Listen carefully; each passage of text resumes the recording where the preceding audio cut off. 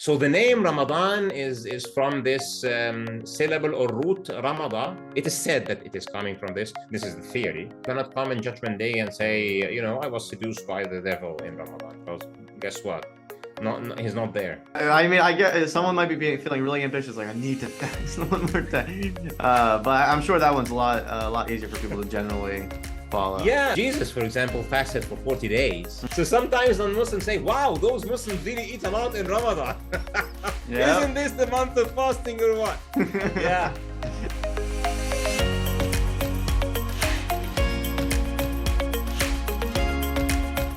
Hello everyone, welcome to the LT World YouTube channel. Today I got a special interview with Ahmed from Finding Truth.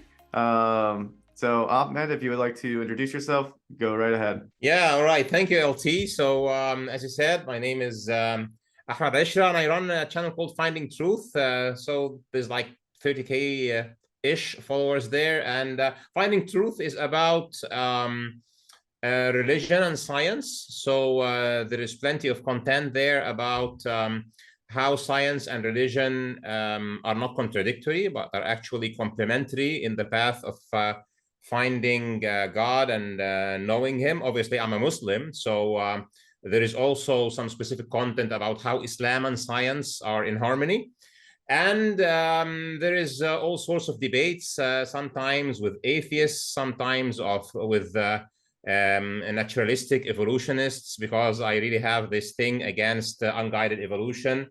There is also plenty of content about how, for example, biological systems are evidence for God. So I have this series with Dr. Fazrana, for example, called Seeing God in Biology, still running now. It premieres every Saturday. Where we discuss biochemical systems, DNA, RNA, protein manufacturing in the cell, protein folding, other things. I go into debates, as I've said, and I also like to explain Islam and explain the position of Islam towards other religions and cultures, especially Christianity, where I think that, Muslims and Christians are destined to stand together because, we're both interested in the religious way of life. And it seems that the religious way of life is getting under plenty of pressure these days. Mm-hmm. Yeah, so. Especially, I would definitely say in the West, because it depends on what nations you look at, but definitely in the West, it definitely seems like it's under pressure. Yeah. Thank you. What's your background exactly from an education standpoint, if I may ask? Yeah, so I'm an engineer. I'm a communications and electronics engineer. And I also have a master's in business, business administration, focusing on international business. And I also studied Islam academically for 4 years in this order. And I led a career in implementing complex information systems as a technical person and a manager and an executive. And I also have my own business entrepreneurship endeavors. So and I run Finding Truth. Yeah, man, you do it all. Do you also have do you also have a family to take care of and stuff? Oh my word. I try to squeeze this in. But yeah, I have a family. Yeah, I have a family that I cherish a lot, and I hope what I do benefits them. Mm-hmm. Also. Yeah. Yeah, because what you invest in proclaiming the truth eventually, stays for you, because God is watching and He can take care of your family and everything. So yeah, I hope that also works. Yeah. Of course. Yeah. Yeah. I can relate, at least on the business front. I studied business and economics for 4 years in college, so that was my education background. But yeah, great. So let's just jump right into it. We're going to talk about Ramadan primarily during this interview, but I just want to start off for my audience, either people who are unfamiliar or just to make sure that people's concepts of Islam, even if they would call themselves a Muslim, are on the same page here when we're talking about it. So for you, what is Islam in kind of a nutshell, or the basic core beliefs, stuff like that? Okay, so let's go through that in a few minutes. So what Islam means, what the word means, and what is the essence of Islam is submission. Okay, so some like to say that Islam is like more from salam, and salam is peace, but I think it is one of the meanings. You can say that Islam, proclaims salam, proclaims peace. But Islam is actually much more than that, because Islam is everything. It is complete submission to the will and the doctrines of God in one's life, whether that is in peace or war, or in economics, or in family life, or in personal life, or your views of things, or your approach to business, or to interpersonal conduct, or international conduct, or in international politics, etc. So what Islam is submission to God. From this perspective, Muslims who understand Islam also understand that the religion of Islam that came with Prophet Muhammad is just the final phase of the larger religion of submission, which is the religion of Jesus, Moses, Abraham, up to Adam. Because all of them, essentially, if you read the gospel, I'm sure you did. So if you read the gospels, you will find that what was the way of life of Jesus? It is that he submits himself to whatever God wants him to do, right? Same goes for Moses, for Abraham, etc. So to Muslims, all of those prophets, of course, the vision of who Jesus is to Muslims is that he's a prophet. Which might be different, for example, from the views of many of the Christian sects and of Jews, for example. But for us, Jesus is a great prophet, like Moses, like Prophet Muhammad. A Muslim has to believe in all of those prophets to be a Muslim. So you cannot say I'm a Muslim, but I do not believe in Jesus or in Moses or in Abraham. You cannot. You will cease to be a Muslim, just as if you say, I don't believe in Prophet Muhammad. When you say the name of any of those, you'd say, peace be upon them all. So that's how. And you would have to also, I'm assuming, embrace like the entirety of the Quran. You couldn't like pick and choose what pieces you believe in. Absolutely. So if you go back to the definition of Islam, which is submission, so it is an essential part of submission that you don't pick and choose, right? Because if you're picking and choosing, where does that make submission, end at? It's not submission if you pick and choose. If it is upon your own picking, then it is upon your own desire, so there is no submission at all. And hence, picking and choosing, whether you pick 1 out of 100 or 99 out of 100, the remainder means that you're not in submission.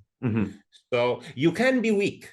Okay, you can say, I am submitting to all of God's commands. I know that they are, that I'm obliged, but I know that I need to get better in this and that and that and the other one. It's different than I'm breaking the traffic light because I do not acknowledge the authority of the state, for example, to put traffic law. This is one kind of, disobedience. And there is another kind of disobedience. I know that I should follow the traffic lights, but I was lazy. I was not observant. I was, in a hurry or whatever. Stop signs are just suggestions. Yeah. So, those are two different things. So primary submission means you accept God's law as the one and ultimate measure of how you should be, and you do your best to follow. So if you do not follow 100%, it means you're a little bit sinful or much sinful. But you consider it a sin and you try to be better and you repent, etc. So this is the essence of Islam. So yeah. Yeah. Okay. I think that gives a good overview of the essence of Islam as we jump into what I understand is one of the core 5 tenets, Ramadan, the month of fasting. And just what is Ramadan? Let's start off with that. What is Ramadan when it comes to the Muslim perspective? Great. So you mentioned the 5 tenets, or let's say the 5 pillars of Islam, let's say, or the 5 corners of Islam. We call them in Arabic Arkan al-Islam, which is the corners. So we have 5 of them, and we have 6 pillars of faith. Okay, so there are 6 pillars of faith. So to say that I am a faithful person, I believe, you need to believe in 6 things. And then to say that I'm a Muslim, it means that you acknowledge at least those 5 things. So what are the 6 things? Number 1, you believe in God, okay, that he is, obviously, that he exists and that he is one, and you acknowledge his attributes. So if you accept this, then you believe in God. And then in his angels, okay, So God has angels, and he gives angels, errands and tasks. And real quick, yeah, angels, according to Muslim theology, like they can't sin and stuff. Like they're very like in like Christian theology and in other theologies, angels look different than within yeah. Islamic theology. Angels do not have free will, and they are sinless. Yeah. Okay. Just So wanted to establish that. angels are Muslims by design. So they are not in submission because they can sin, but they are in complete submission to God because this is the only thing that he can actually do. Mm-hmm. Okay, so they are those special, completely pure beings. So there is no like quote unquote fallen angels. Mm-hmm. Satan is not a fallen angel, is not the dark prince. Satan is another category of being which has free will, just like humanity, but he is like, let's say, an electromagnetic being or something. Okay, Mm-hmm. he's made of fire. Okay, Yeah. angels are made of light. So according to Islam, we have us, we are material beings. We have angels who are light kind of beings, and we have jinn, of which is Satan, who are fire beings. Mm-hmm. Okay, and both jinn and humans have free will, and angels are like the foot soldiers. They just do what God wants them to do. So we have number two, you have to believe in angels, and you have to believe in angels like this. Mm-hmm. So the way they are. Okay. Mm-hmm.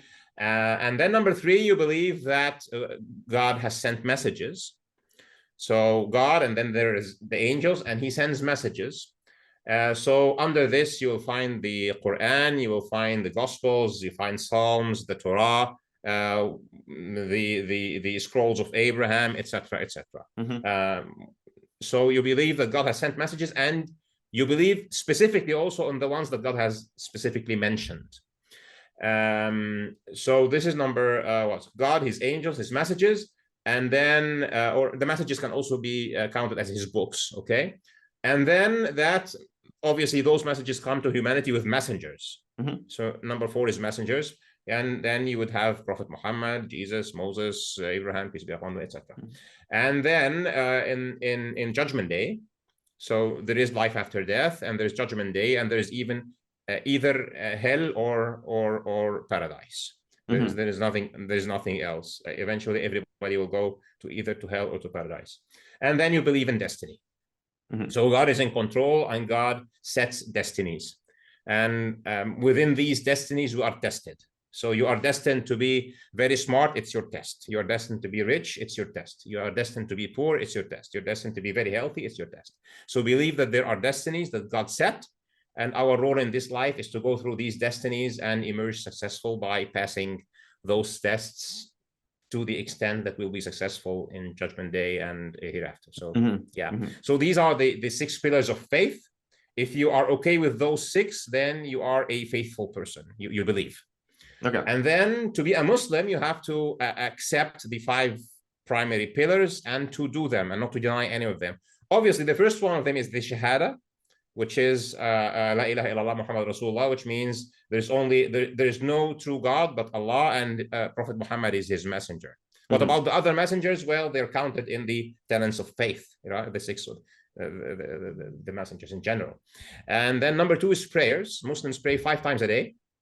So you have a prayer at dawn, you have a prayer at midday, and then you have a prayer at Asr, which is between midday and sunset. And then you have a sunset prayer, and then you have Isha, which is after all the twilight is gone. So it's completely dark. So these are 5 prayers a day. You have to do them. You can pray more if you'd like, but at least you need to do the 5. To do the 5, you need to do something which is like wudu, which is like washing up in a specific way, and then you pray. And the third one is paying alms. So you give money to 8 kinds of people. For example, people who are poor, people who have nothing, people who are in debt, people who are away from country and they do not have money to go back, people who are slaves and you would like to free them, or something called fi sabilillah, which is you would put money for charity, for public benefit kind of thing, let's say, etc. So there is eight kinds of people where you should give pay alms. Alms is called Is there zakat in a specific percentage you have to give? Yeah, it depends on things. So if it's cash, there is no paper money in Islam, actually not even in any religion, but let's say that cash today is this nonsense paper money that loses value every day, which is not what money is about. But anyway, so if you have money, then like gold and silver or the modern day cash, you pay 2.5% of your total holdings beyond a specific limit. Okay. So if you're poor, you don't pay, you actually receive, right? And if you have cattle, for example, there is like 1 out of each 40. If you have agricultural land, you do not pay alms for the land itself, but you pay either 5 or 10% of the output of the land, depending if it's watered by rain or watered by your effort. If it's watered by your effort, it's 5%. If it's watered by rain, then it's 10%. If you have trade, then it's about how much is in your stock at the end of the period. It has, and also you pay 2.5% out of that. If you have stocks, it's 10% of the profit of the stocks, of the dividend.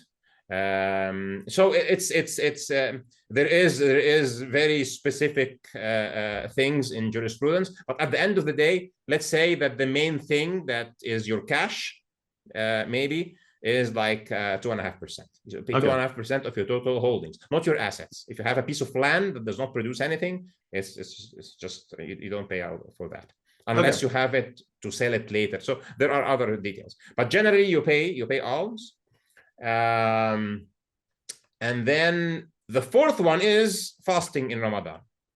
Yeah, so this is the fourth one, which maybe we talk about today. And then the fifth one is doing pilgrimage at least once in a lifetime, if you can, financially and physically, and you have, let's say, you can go there. There is means. Yeah, so this is pilgrimage. I think there is also pilgrimage in other religions, including Christianity and Judaism. But yeah, in Islam, pilgrimage obviously in Islam is to Mecca. Yeah. So these are the five. Yeah, and fasting is the fourth. Yeah. Yeah, let's delve into that one. So you briefly mentioned it, obviously, in that mention, but like, what is Ramadan? Like, when you say fasting, what type of fasting are we talking about here? Yeah, so Ramadan is one specific month of the lunar year. Okay, so Islam, like Christianity used to be, follows the lunar year. For some mysterious reason, Christianity stopped following the lunar year at a point of time, which is very peculiar to me. All the religions of God always follow the lunar year. Okay, so Islam sticks with the lunar year. So Ramadan is the sixth month of the lunar year. Okay. And obviously, because it follows the lunar year, it means it might come in summer, it might come in winter. Okay, so there is actually 11 days difference between the length of the lunar year and the solar year. So we have 365 days in the Gregorian calendar, but there's only 354 days in the lunar calendar, which means that Ramadan this year, for example, starts on the 23rd of March. Next year, it will be the 12th of March. The following one, it will be the 1st of March. The next one, it will be, so it keeps moving, which is very nice. Do predominantly Muslim countries still operate by the lunar year then? Or it's the religion of submission, so it is not an option that you decide. Okay, fair enough. Fair enough. Yeah. So Ramadan will always follow the lunar year, but maybe the state will choose to, for example, in its governmental calendar, school year boundaries, etc., can follow the solar year or the Gregorian calendar. At one point, or until very recent in the history of the Islamic lands, even the official calendar was lunar. But maybe after the abolishment of the Khilafah, after World War I, there was a complete spin-off of so many modern states, let's say, and many of them chose to follow the official calendar to be following the Gregorian months, and the sub-official or the religious calendar is for the lunar, because there is no choice there. You cannot say that Ramadan is in February or something. Nobody will acknowledge that, because you fast to Allah, not to the state. Yeah.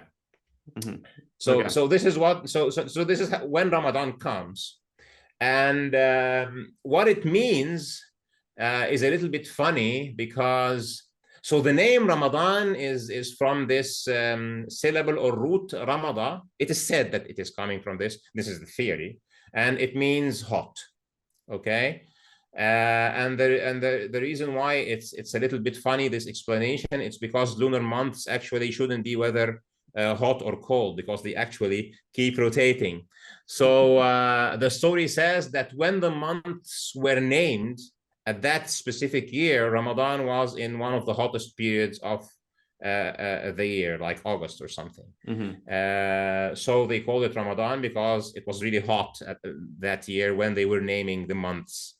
And another theory is that Arabs used, this is before Islam, they used to do some tricks with time, because there are periods even from the Abrahamic tradition where war is prohibited. And this is still the tradition in Islam. There are 4 months in the lunar calendar where war is prohibited.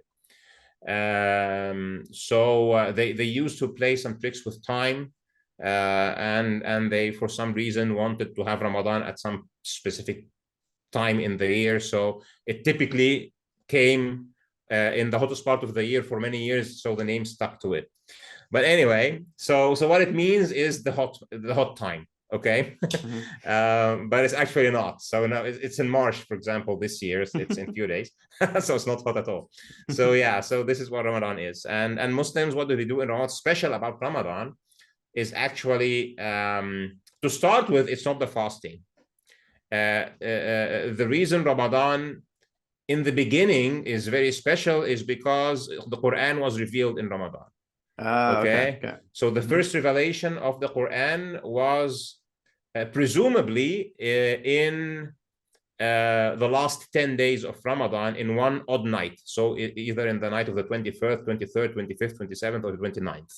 Many theorize that it was the 27th, but we don't know for sure. And that specific night is called Laylat al-Qadr, the night of power, you can translate it, or the night of crowding, you can also translate it, or the night of destiny. So the word Qadr has many meanings, but all three seem to converge to the same thing. So it is the night of power because it's very powerful, very spiritual, very high level of spiritual power. It is the night of crowd because there are plenty of angels all over the place. There is no place for a foot because, angels celebrate it and they come down to earth to give spiritual power and to share in the happiness of this night. And it is also the night of destiny because obviously Allah has destined the Quran to come down at that night. And it is the night in the year where, destinies, what's going to happen in the next year is like sealed. So you'd rather be doing some good things in this night, which means you need to observe all the 10 nights. And then later on, Ramadan was made the month of fasting. And one of the reasons that this is a special month where you should do the fasting is it is originally a special month. God chose this month for that special occasion. So it's also the month of fasting. Yeah. Okay. And the fasting takes place between sunrise and sunset. Am I correct? Yeah, it's actually between dawn and sunset. And so we have something called Fajr. I'm not sure even if the right word in English is dawn, but Fajr is when the first rays of the sun would emerge, when the first rays of the sun would be visible. So, for example, after sunset, there is no sun, but there's still twilight, right? Yeah.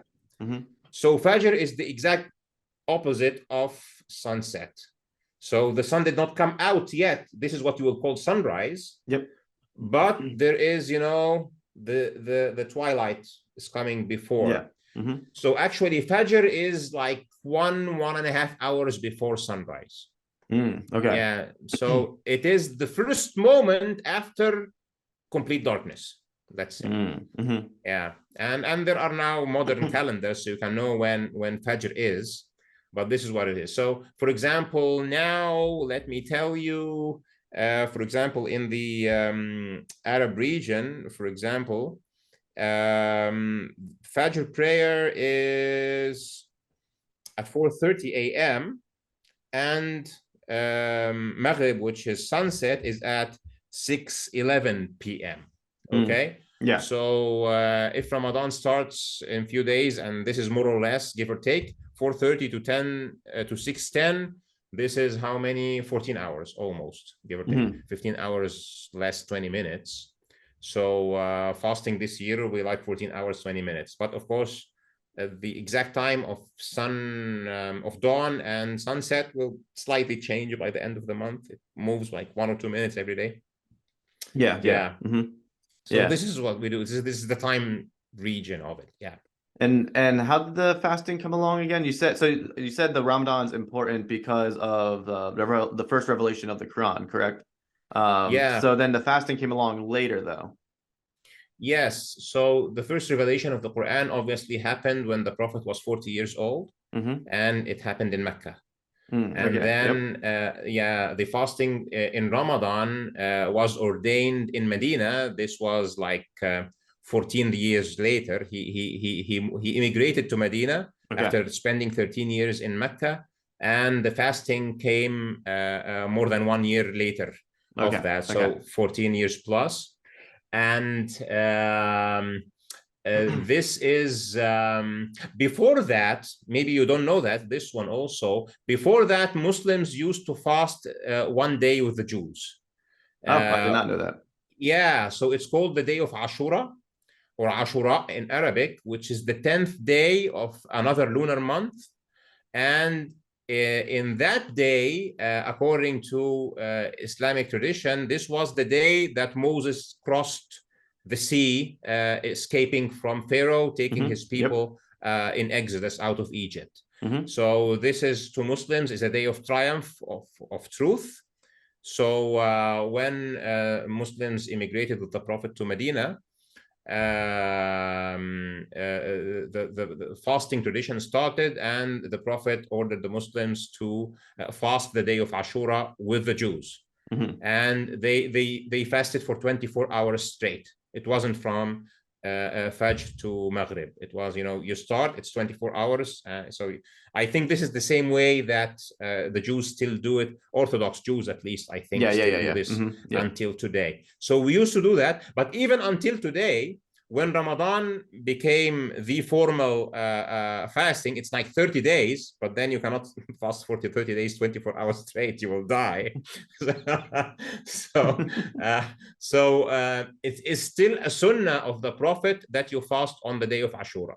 And the same day with the Jews, but you would fast the day of Ashura plus 1 day before, or plus 1 day after, or actually all 3 days. So you would fast the 9th, the 10th, and the 11th, or 9th and 10th, or 10th and 11th, or just 10th if you can't. But we still actually even do the fasting of Ashura, because we still like to celebrate Moses. Yeah. Is there a would there be any sort of like spiritual, when it comes to the fasting part of it, when it comes to seeking out Ramadan over these 30 days by following these commandments, or following these rituals, whatever you want to call them exactly, is there like considered to be a spiritual reason behind it, in regard to I don't know, specific things you should be praying for, specific things you should be meditating upon, or is there anything like specific from a spiritual standpoint that is hopefully going to be accomplished during this time period? Yeah, so Ramadan is all about spiritual things, actually. It is a month of great spiritual power, let's say. And the verse, or the ayah, a verse in the Quran is called ayah, and ayah means a sign, okay? So the ayah in the Quran, or the ayat in the Quran that are talking, ayat is the plural of ayah in Arabic, that is talking about the fasting, says, يا أيها الذين آمنوا كتب عليكم الصيام كما كتب على الذين من قبلكم لعلكم تتقون. All those who have believed, fasting has been ordained upon you or written upon you, Yep. just like it was written upon those who came before you, lest you become pious, or so that you become pious. So the cornerstone of fasting is that it takes you on the way of piety. Okay, so it is about observance. So why am I fasting? Because if you're not eating and you're not drinking and you're not having marital relations, which is the minimum requirements of fasting, there is a level of observance, because who knows that LT or Ahmed have had this sip of water today or not. Okay, it's not like in front of people you're not eating, but maybe you've just closed the door of the refrigerator 1 hour ago before you went out of your home. Yeah, so fasting is a very private relationship between you and God. Yeah, it's not like praying, because when you pray, people see you're praying. When you're doing pilgrimage, people see that you're doing pilgrimage. When you're paying alms, people see that you're paying. So there is always an observable part of all other worships, but fasting is very special, because if you're really fasting, the one who really knows that you are fasting is God. Yeah, what's interesting about that, when you say like the pursuit of piety, or the pursuit of humility, if you will, what's interesting about that, it reminds me of a passage within the Gospels where Jesus is criticizing the Jewish Pharisees for twisting their faces to look miserable when they fast, and to praying on the corners and stuff on the street. The idea of this, they're all the ritual things that they're doing is out of pride, and he actually, like, Jesus teaches them, like, actually, when you're fasting, make yourself look presentable. Like, don't make it look like you're fasting. And when you pray in your closet, like pray in private. The whole idea being, may the blessing come from God directly, and may it be out of your humility that you're laying down these sacrifices. So like that like explanation there just really made sense to me, because it resonates with the parallel to the biblical teaching that as a Christian prescribe to. Absolutely. So yeah, and we call this in Islam, we call it riya. And riya means doing something not for Allah, but doing it so that other people will observe that you're doing it. Yeah. So siyam or fasting is very special in the point that it is your observance of God's command, and you thinking that God is watching over me is what really makes you be really fasting. Okay. So this is the first point. So what does it teach? I'm going to just right at dawn, I'm going to cease eating and drinking. And I'm doing it because God wants me to do it. Obviously, there's no problem with eating and drinking. It's not abstaining from drinking alcohol or doing extramarital relations or something. There's obviously a reason for that. But the only reason that you're not drinking and eating is just because God wants you not to do it.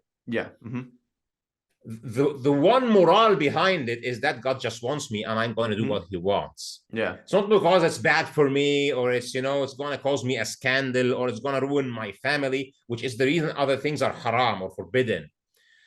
So this is one thing that is very special about fasting too. Like, why am I paying alms? Because otherwise the poor will die. So if I don't give them any charity, maybe I'll have it on my conscience that somebody died from hunger, right? But there's nothing on your conscience if you eat. You need to eat to live. So I'm not eating and not drinking just because God says so. To a different level of observance. There might be something that I am doing just because God wants. So what about after Ramadan? What about those other things that I actually should be doing? I should be paying charity, because people shouldn't be dying from hunger. I should be not drinking alcohol. That's not good to drink alcohol. I shouldn't have extramarital relations, because it destroys family and destroys, lineages, etc. So if I can just do whatever God wants just because he wants, I'd then rather do what God wants because it's good for me, or because it's bad for other people if I do. Right. What's very interesting about that is, like, as someone who also is religious, I understand that completely. Like, this idea of submitting to God simply because he wants you to do something, like, because he's all knowing, he's all loving, and he's the one at the top, so you do what he asks you to. But it's just very interesting to me, because that's very countercultural to the Western mindset of, like, you need to give me X, Y, and Z why I should listen to you, point of authority. Absolutely. But yeah, so I can kind of see what you're saying now with the whole Again, it goes back to the idea, as you said, with Islam being submission, like this whole idea of Submission. submitting. Mhm. Absolutely. So when you think of that, there is a very deep relation between the very essence of what Islam is, which is submission, and what Siyam or fasting is, which is Mhm. I'm just doing it because God wants it. It's something that He wants. I'm just going to do it. Mhm. And the third thing that you don't do while fasting is that you don't have a sexual relation with your spouse. Yeah, that Okay. was interesting when you mentioned that, because a lot of people, I think, Yeah. just associate fasting with not eating or drinking sometimes. Yes. So I think this is maybe many people who are not Muslims don't know, but it is forbidden to have a sexual relation with your spouse during the hours of the fasting. Yeah. Actually, when the fasting was originally ordained, it was forbidden to have any sexual relation all over the 24 hours, because you remember the first thing, it was the like complete fasting for 24 hours. Mhm. So when Ramadan was made 30 days, you cannot not eat for 24 hours for 30 days. You Mhm. break your fast at Maghrib, but it started, you are also not allowed to have sexual relationship even after breaking your fast. Yeah. But Mhm. then this was, let's say, abrogated. And Yep. when the ayat of the fasting came down in the Quran, it says, this is your doctrine. As Muslims, you fast for 30 days from dawn to sunset. And you can go to your spouses after you break your fast, after sunset until dawn. Mhm. So yeah, there are other things that you shouldn't do while you're fasting. So And, those are things that, yeah, go ahead. well, and during those hours, does that also include water? I'm just curious, if that's Of course, it's okay. no Okay. no eating and drinking. This is definitely includes Mhm. water. Okay. Yeah, and I think some people. So it's different from what you call intermittent fasting, for example, which is a modern practice. Yeah. Mhm. If you're like sportive or you want to My lose roommate weight did or that. want Yep. to get Mhm. healthy, but you drink water. But no, Islamic fasting is nothing goes into your mouth from dawn to sunset, Mhm. and you don't even smoke. Yeah, so if you're a smoker, it's a great time to stop smoking. I was gonna say, I mean, that's not a bad thing right there. I'm all about Yeah, that. yeah. So you don't smoke. You don't smoke. This includes cigarettes, vapes, pipes, cigars, whatever you smoke. You don't smoke. Obviously, weed. Yep. So no smoking. Um, so yeah. And you don't do bad deeds. Okay. So if you do a bad deed, it's a violation to your siyam. You wouldn't be called somebody who has broken your fast physically, but you have broken your fast What spiritually. do you mean by bad deed? Do you just mean like any sin, or what exactly do you mean by that? Yeah, so you don't go, like scolding people or calling them names or hitting somebody or doing a major sin like stealing or Hmm. doing this or that. So And it's like extra wrong to do it over the month of Ramadan, or it's way wrong to do. Yeah, okay. yeah. So in Ramadan, it's a month of amplification. Okay, so if you do a good deed in Ramadan, it's 70 times the weight of outside Wow. of Ramadan. Yeah, and if you do a bad deed, it's also multiplied. Yeah, so you'd rather not. Yeah, Hmm. so it's Ramadan is like a sacred place, but a Hmm. place in time, a sacred place in time. So you Hmm. cannot go, you cannot stand on the altar, for example, in the temple or in the church or in the synagogue Yeah. and and scold people or call Yeah. people Yeah. Yeah. bad Yeah. names or It would be very similar to in the Old Testament, where the holy place, the holy of holies within the temple, if anyone besides the priest one time of the year went into that place, they would be struck dead instantly within the Old Testament story yeah. accounts, at least. So like, yeah, it's kind of like this very holy time. Yes. So this is again adds to its sanctity or to its spirituality. So I am taking all this trouble to stop eating, stop drinking, no relations, etc. Doesn't make sense, for example, to be badly mannered, right? Or behave Hmm. bad, because Yeah. I'm going already through all of that to please God. So if you're pleasing God, you'd rather not anger him by violating the law, right or Yeah. not? So people become not only observant of not eating and drinking and having relations even with their rightfully wed wives or Yeah. husbands, Hmm. but you should observe your manners, you should observe self-control, because typically when you're hungry and thirsty, you can have a temper, right? And if you're smoking, typically outside of Ramadan, you're not getting your smoke or your coffee in the morning. Maybe your temper will not be very good, especially at the first days where you're adjusting. So it also teaches you self-control and self-discipline. Yeah. Yeah, because you want to be the best way you be. You want to finish the day. I have been good this day. I did my physical fasting, but I also did my spiritual fasting. I'm not doing any bad deeds. Yeah. And then comes the third layer, okay, which is you need to be charitable. Okay. So number one, the majority of Muslims, the way Muslims pay alms is that you count a year. You count a lunar year. Okay. So if, for example, let's say in dollars, if at the beginning of last lunar year you had $1 million and you ended this lunar year with 1,100,000, right? Yeah. Then it means that the million, of course, this is after you had some income and you had expenses. So you started the year with 1 million and you ended the year with 1,100,000. It means that definitely this 1 million is excess because you didn't have to touch it. Actually, it increased. So this then becomes the amount of wealth that has turned a complete lunar year. So you take the million and you pay 2.5% to the poor. So how do you count the lunar year is almost discretionary. So you can, if you start the lunar year on the second month, then you end it on the second month. So typically Muslims would pick the first of Ramadan as the beginning and ending of their lunar year. So you'll find everybody trying to pay alms, finish his alms, and there's plenty of charity. Okay, and then there is a specific kind of alms in Ramadan. It's called Zakat al-Fitr, the alms of breakfast. And you need to pay that before the end of the month of Ramadan. Okay, so let's say LT is a parent and you have a family, that's three kids, and you have a wife, let's say. Yeah. So you're 5 persons whom you are responsible of providing for. Then you need to pay the Zakat al-Fitr for each one of them. And for each one of them, there is a specific amount. It's typically paid in food. Okay. So food is like the grain of the country. If you're in the United States, for example, and there is a lot of, I don't know, wheat, you pay it in wheat. It's a specific amount of wheat. So you have 5 members of your family, so you pay this specific amount multiplied by 5. And you need to give it out to people who are poor.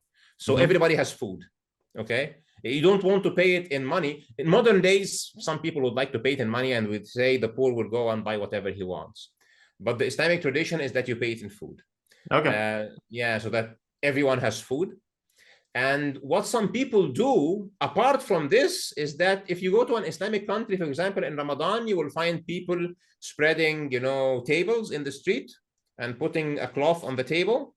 And then they establish a kitchen, and then they would serve food free for anybody at sunset. So sort of like a soup kitchen type. Yeah, but you will find it all over the place. Okay. Okay. And it will not be just soup. It will be, a complete meal. So you'll have dates, you will have rice, you will have some vegetables, you'll have meat typically, and some bread, and then there's dessert. So it's really a good meal.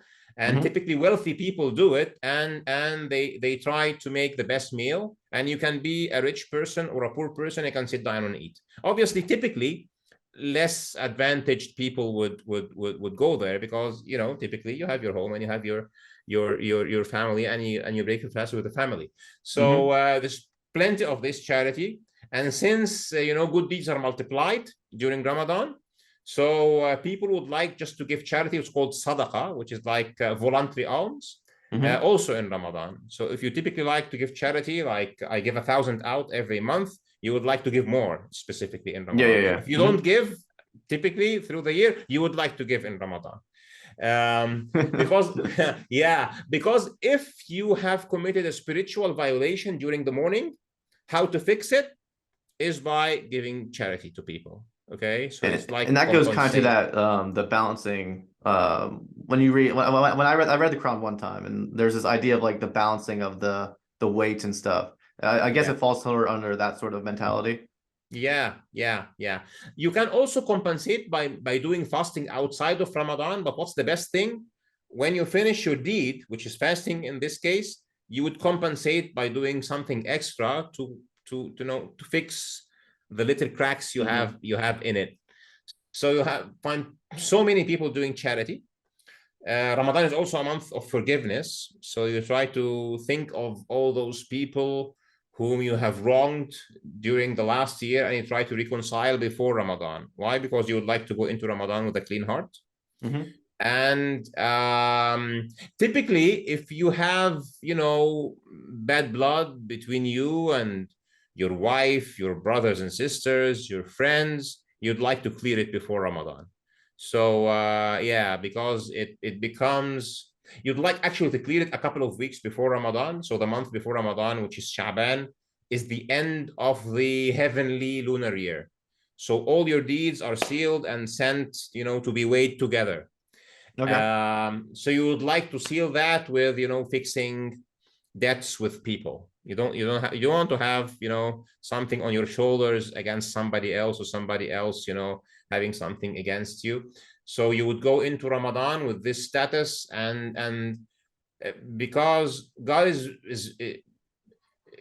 pretty forgiving, but he set a rule that he can forgive you for what you have done towards him. So you didn't pray that well, you misbehaved here or there, you didn't lower your gaze, whatever, but you stole somebody's money or somebody's rights, or took what's not owned by you, or said something offensive against somebody. God does not forgive that in Islam. This other person has to forgive you. Okay. You cannot say, God, I have taken LT's money, please forgive me. No, LT is still living. I will call LT, I'll tell him I did this and that, and I'll give him back his money. But what if I am now poor and I cannot give back his money? Then I need to ask him for forgiveness, and he'll say either I forgive you, or no, you're still in debt to me. And if he says you're in debt to me, then I become, if I cannot pay him back, I become somebody who other Muslims can pay me alms to pay you back. Mm-hmm. You know how the formula is. But at the end of the day, I have to pay my debts. And what happens if you don't pay your debts, whether spiritual or material debts in this life? You have to pay them back in the afterlife. So I will come, and LT will come in Judgment Day and says, Ahmad owes me money. I don't have money on Judgment Day. I will have to pay from my good deeds. So LT says, well, I can take 100 of his good deeds, one deed a dollar, Okay. or something. And then if I have finished my good deeds, I will take some of his bad deeds. So it's not good for you. You better finish it up before you go. Yeah. Okay, so that kind of makes sense then, in regard to, I think you covered pretty extensively a lot. I had some questions over here I was just glancing at. Sure. I think you covered pretty extensively a lot of the questions I would have had, or a lot of stuff like that. The only couple things remaining is one thing I was curious about on a live stream I did when I was talking, like it was just like a week or so ago. I did a live stream, and there was some Muslims in the chat who were interacting with me and stuff. And the person made a comment saying, I'm excited for my demons to be locked up or something over Ramadan. And I was like, what does that mean? And I was just, and so apparently, according to her, it was like during the month of Ramadan, certain jinn don't have as much power, or people's individual jinn that they're assigned to or whatever don't have as much power over them. I don't know if this is an actual concept or if I'm just being deceived, yeah. But it is a concept from Sunnah that the mightiest jinn, they are called marada, are locked up. Mm-hmm. So the origin of sin or of bad deeds in Islam come from two ways. It is yourself seducing yourself, so your own desire, that is. Mm-hmm. Yep. And Satan and his followers of jinn. So basically two sources of temptation. Two sources of temptation. Either Satan is tempting you, or you are actually following your desires. Okay. So in Ramadan, because you are doing your best, hopefully, so God removes one of them. Okay. So let's see what you do when you're left alone. So if you're bad in Ramadan, you're really bad. That's nice to know. Yeah. So what do we observe is that really the Satan and his jinn really do all their best before Ramadan, and then they give it to the demons of humans. Okay. So a human can still seduce you in Ramadan, Mm-hmm. So yeah, so somebody should be very careful about who he spends time with in Ramadan. You should have good company in Ramadan, because Mhm. yeah, jinn are locked up, but other people are not, and there are people who are worse than jinn. Yeah, Yeah, I mean, unfortunately. it's kind of like and I mean, I guess in like, I mean, in just everyday life, if you surround yourself with people who have no respect for God, have no respect for moral law at all, and I mean, in the book of Proverbs in the Bible, it talks often about foolish people or slanderous people or bloodthirsty people and how to avoid these people because they will lead you astray and they will cause you to worship idols and things like that. Yeah, It seems like a very similar mentality of guarding yourself still, even though there's jinn are locked up, guarding yourself still against evil influence because humans still predominantly will have evil or fleshly desires that will try to lead them astray from what's actually right. absolutely, absolutely. And maybe one of the wisdoms behind that is that you cannot come in Judgment Day and say, I was seduced by the devil in Ramadan. Because guess what? He's not there. He's not there for you. It's Yeah. either you or you're just having bad company. Yeah. Within the Christian concept, within I think it's James specifically in the epistles, it talks about this idea that yes, you can be tempted by demons, you can be tempted by other spirits, but ultimately it's your own decision making and fleshly desires that causes you to sin. Like if you didn't desire to sin at all, you wouldn't sin. It's the fact that you desire to sin, you listen to the voices of evil, Yeah. and you heed unto them. Absolutely. Um, Absolutely. but Yeah. are there any other either misconceptions or little details about Ramadan that haven't been mentioned yet, or what are some maybe common misconceptions that people outside of Islam may have about Ramadan? Yeah, so there are some social habits in Ramadan, which is that families typically come together. So if you have an extended family, you will typically, be invited over breakfast by your parents, and you will then invite them home, and you will be invited by your brother, and you will invite your brother and his family home, and by your sister, and then you will invite them to your home, and by your friends, and then you'll invite them to your home. And what that happens when you invite people, you get invited, there is a good meal involved, right? Yeah. Yeah, absolutely, right.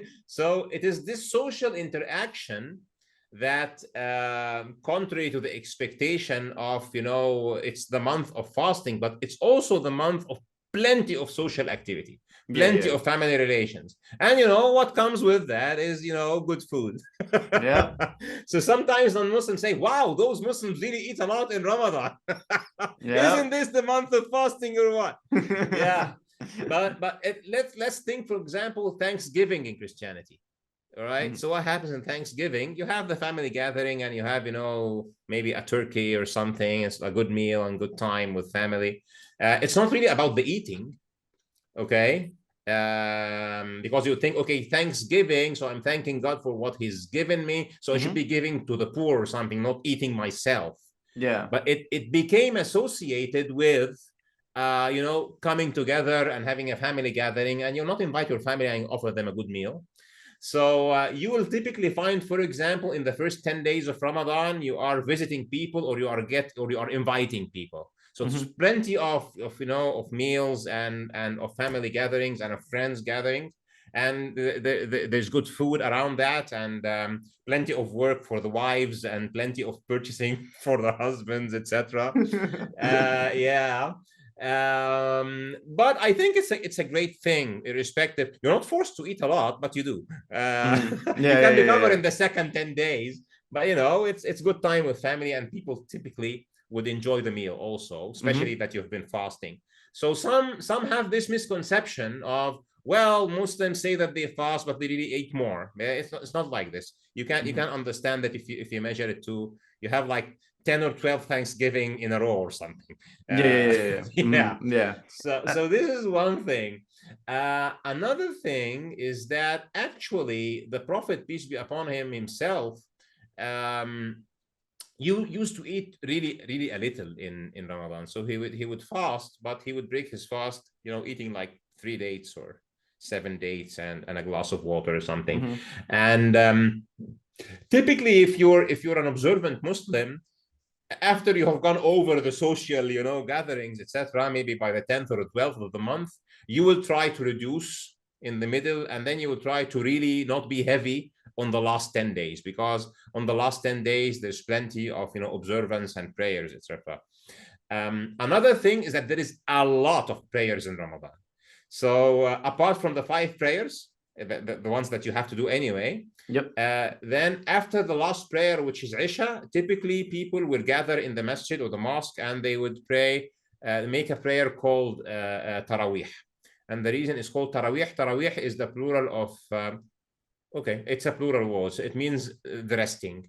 Because you pray 5 rak'ah, and rak'ah is 1 unit, like in Judaism, you would stand and then you would, bow down and then you would prostrate, etc., the way the Muslims pray. So you would pray 4 of those, and then you rest, and then another 4, and then you rest, and then another 4. So that's why it's called Taraweeh. And you would typically pray 21 times, 21 rak'ah, okay? 2, 2, 2, 2, 2, and then 3 at the end. So 2 by 10 and then 1 at the end, or 2 by 9 and then 3 at the end. So this is called Taraweeh, and typically you will pray it every night in the masjid, so in a jama'ah, in a congregation. And every night the imam, or the one who is leading the prayer, will read 1 part of the Quran.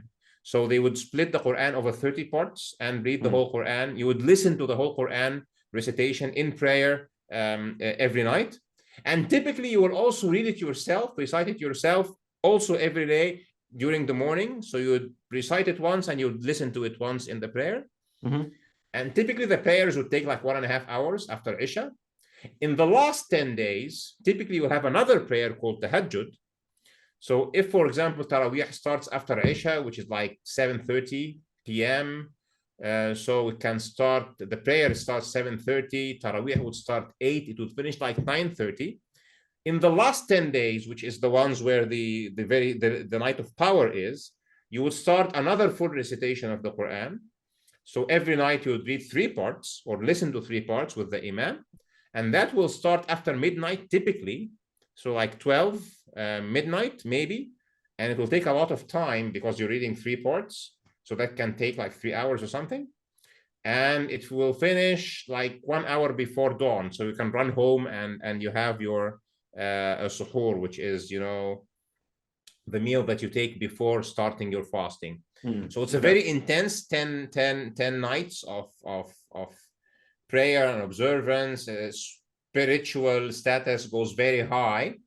And if you have been doing well in the first 10 and even better in the second 10, you are in a position to have the power to do that in the last 10 and to meet with the night of power, Laylatul Qadr. And Laylatul Qadr is very special. If a good deed in Ramadan is 70 times, Laylatul Qadr is said in the Quran, Laylatul Qadr khayrun min alfi shahr. The night of power is better than 1,000 months. So you're looking for it. Which night will it be this year? You typically don't know, but you know after the night has finished. And there is this miraculous physical phenomena. It has a supernatural explanation. I do not know what is its natural explanation, but in the morning, in the sunrise of the next morning, after the Laylatul Qadr, you will find the sun coming out, not radiant. It will be like as if it's like the moon, but it's yellow. It has this. It's mind blowing. So after each night, especially the odd nights, the 21st, the 23rd, etc., you would wait after sunrise and you will keep waiting until you see the sun coming up. And one night of them, the sun will come up like a metal disc, like a golden disc, without the radiation, just like as if it's the moon, but it's yellow. And it stays in that status for 10 or 15 minutes, and then it becomes like a normal sun.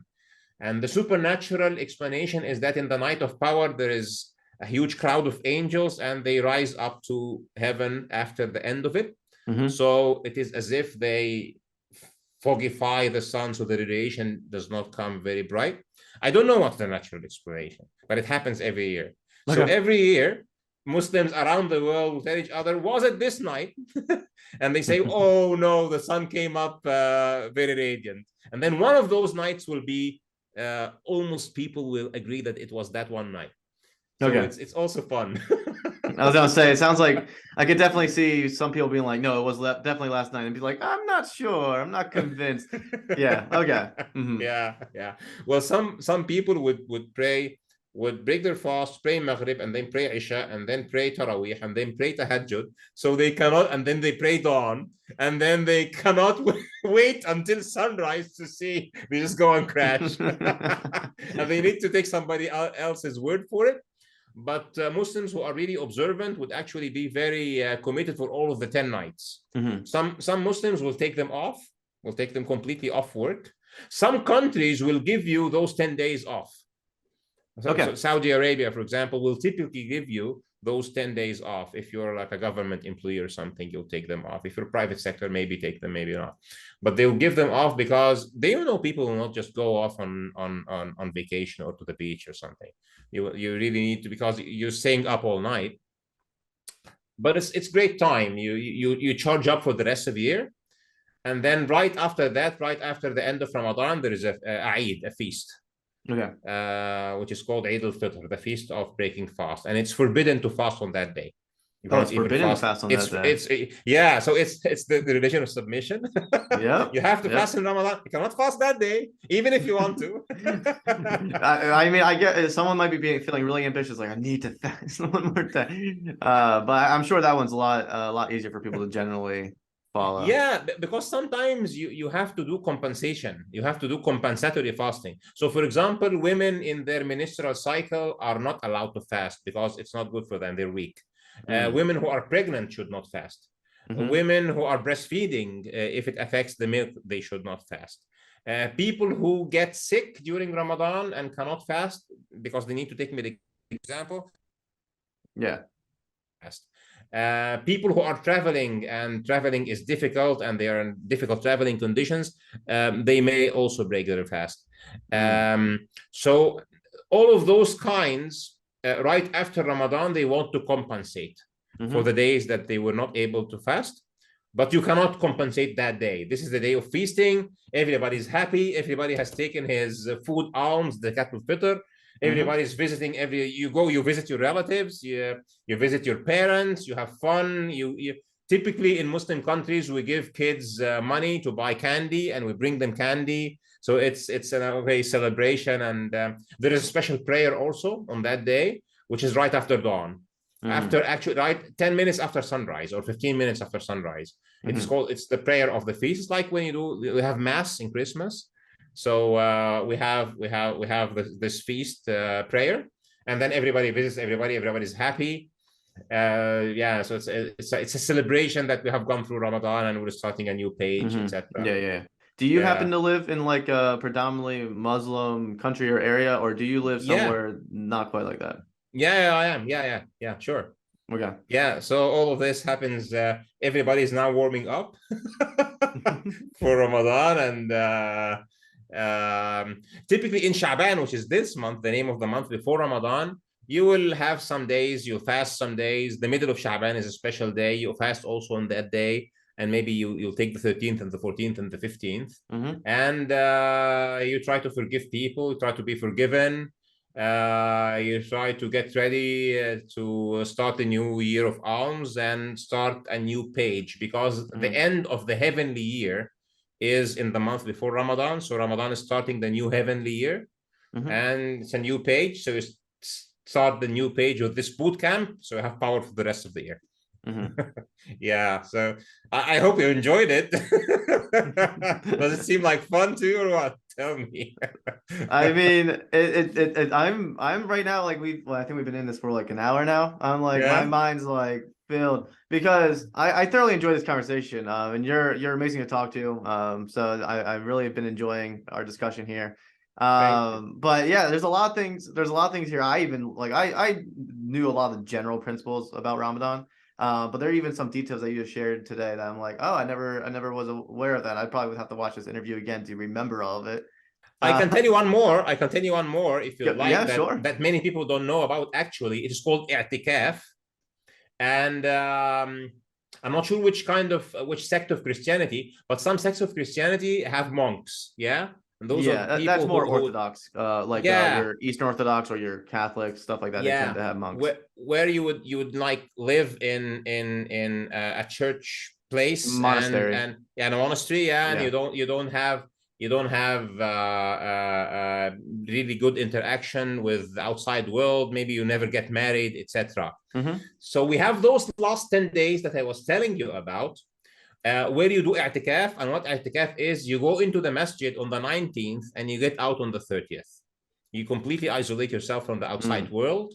So you are in the masjid all the time. People come to pray and go, but you stay. You get out of the masjid just to go to the toilet or to buy yourself some food. But typically people will bring you food in the masjid, because many people like to break their fast in the masjid, or your family can bring you food in the masjid. So you spend 10 days in a monk-like life. Typically you would sleep on the ground, just on the carpet, and you have little things with you, and you spend your day, you know, praying, reciting the Quran, contemplating, you know, saying mantra. You have mantra in Christianity too, right? Mantra? Yeah, so you say, wait, what do you mean exactly by that? You repeat things like God is great, God is Yeah. God is merciful. You know, we have stuff like that to a certain, like you I mean, do. it depends on context, depends on setting, but we have stuff like that, and especially certain traditions. Yeah.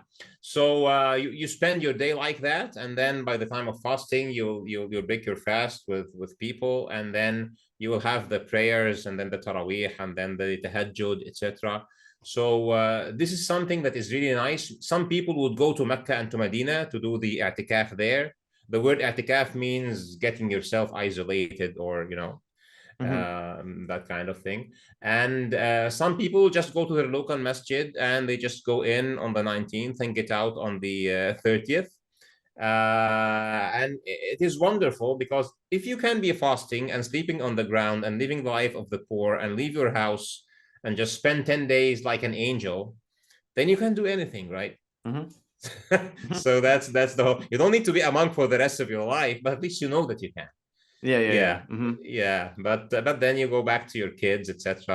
After the 30th. So this is one more thing. And i'tikaf is sunnah. So the Prophet Muhammad, peace be upon him, used to do i'tikaf on the last 10 days. And he used to completely review the whole Quran with Archangel Gabriel. He would come to him, and every night he would review a part of the Quran with him. And in the last year of his life, he reviewed the Quran twice with him. And that's why Muslims will do this extra prayer, where they will do another full recitation of the Quran. Is a big book, you know, it's like 600 pages. So reading it, and you have to read slowly. It's disrespectful to read fast. Yeah, so it is something to read the Quran 1 or 2 times in 10 days. It is really something. But it's typically people who do it, it's a life-changing experience, because you know that you can do a lot. You know that you can, you know, get rid of all, you know, fantasies and accessories and fun stuff of life, if you really put your head into doing it. So yeah, so this is one thing maybe I would, because I don't think there is plenty of i'tikaf happening in the West. Muslims in the West would typically not do it, because maybe Islamic centers there are not big enough, or nobody will understand what's happening or something. And I would also argue that in the West, there's been a lot of secularism that has infiltrated Islamic thought. Just putting it that way. Because well, I mean, I visited. I had an internship at Penn State here in the States, and I've interacted with different Muslims here in the States. And there's a range, obviously. Like, there's a spectrum to it. I've met some that are very nominal, like they would call themselves, but they by all measures aren't Muslim. And then I talked to some that they are very devout and they are very serious. But I think to a certain extent, it depends on how much Western philosophy has infiltrated their belief system. Absolutely, even in some Muslim majority countries, but you would typically find, I would say, you typically find Muslims in this modern day to be still very observant of the religion. And alhamdulillah, thanks to God, even those who are not observant, they at least know what the religion says, you know. So no Muslim will tell you, oh, there's nothing like fasting, and fasting is old-fashioned. There isn't this kind of stuff. Maybe he knows that he's not fasting, but he knows that it's bad. The problem is education, of course. If you have lived all your life in the West and you are not very observant yourself, then you will not correct the path for your kids, and you know what education will do to them, especially today. It's becoming amazing what they teach. I might have to have you on again sometime talking about Western education and Western thought, because Sure. I'm sure we could talk about that for a long time as well, and have a Sure. doozy with that. Even though we may not fully agree on religion, I'm sure we could agree on a lot of things in that regard. I'm sure. Yeah, I would love to. Just please do make the invitation anytime. I'd really love to come back. So I hope this one was enjoyable. Yeah. I enjoyed it thoroughly. I think that answers pretty much all my questions. Any final thoughts, and also plug anything you wish to plug? Yeah. So the final thought is, I know Jesus, for example, fasted for 40 days. So the Quran says it has been also ordained to those who have come before you. We know Jews have fasted, etc. Christians in Muslim majority world, actually Orthodox Christians, they fast, but they have a different kind of fasting. Yeah. I'm not exactly sure what it's well, there's a based Lent. in jurisprudence. Within Catholic tradition, there's a thing called Lent, which happens actually normally before Ramadan most times, not always. But like there's this thing called Lent where leading up to Easter, they will fast or give up something in order to honor the Lord and the gospel message. Well, according to the Christian understanding of the gospel. Yeah. So Orthodox Christians in the Middle East, for example, Egyptians, for example, Copts, for example, will have many days of fasting over the year. Sometimes they go up to 50. And this is the fast of Saint so and so, or the other Saint so and so. In some fast, they will not eat meat, or they will not eat animal products, etc. The Jews fasted, etc. So I think I consider, if you look at a specific religion and there is no fasting, you'd say, is this a real true religion from God? You know, because according to Islam, every true religion from God had fasting in it. So just reaching out to your Christian audience, guys, do at least some Christian fasting. So yeah, it's really a great way for purification of soul and regaining your strength. It has huge health benefits, by the way. Maybe the last thing would be, I think it was 2014 when this Japanese scientist discovered this phenomena called autophagy in the animal cells. And what it does is that after some time of starvation, the body will kick this mechanism will kick in, and what it does is that it decomposes defective parts of the cell, and defective cells.